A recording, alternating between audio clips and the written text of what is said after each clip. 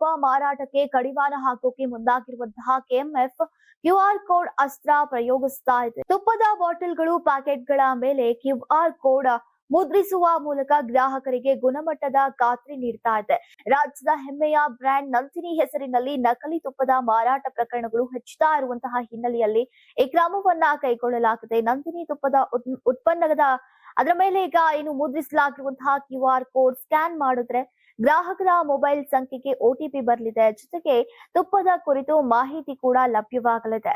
ತುಪ್ಪವನ್ನ ಯಾವ ಘಟಕದಲ್ಲಿ ಉತ್ಪಾದಿಸಲಾಯಿತು, ಯಾವ ಮಳಿಗೆಗೆ ಮಾರಾಟ ಮಾಡಲಾಗಿದೆ ಅದನ್ನ ತಯಾರಿಸಿದಂತಹ ವರ್ಷ, ತಿಂಗಳಿನ ವಿವರ ದೊರಕಲಿದೆ. ಇದರಿಂದ ಗ್ರಾಹಕರು ಅಸಲಿ ಯಾವುದು, ನಕಲಿ ಯಾವುದು ಅನ್ನೋದನ್ನ ತಿಳಿಯೋಕೆ ಅನುಕೂಲಕರವಾಗಲಿದೆ.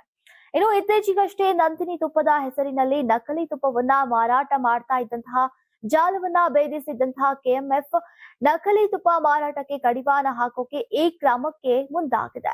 ಇನ್ನು ನಕಲಿ ತುಪ್ಪ ಮಾರಾಟದ ಬಗ್ಗೆ ಪದೇ ಪದೇ ದೂರುಗಳು ಕೇಳಿಬಂದ ಹಿನ್ನೆಲೆಯಲ್ಲಿ ತುಪ್ಪದ ಗುಣಮಟ್ಟ ಹಾಗೂ ಅಸಲಿತನ ಪತ್ತೆಗೆ ಕ್ಯೂಆರ್ ಕೋಡ್ ಅಳವಡಿಸೋಕೆ ಕೆಎಂಎಫ್ ಚಿಂತನೆಯನ್ನ ನಡೆಸಿತ್ತು.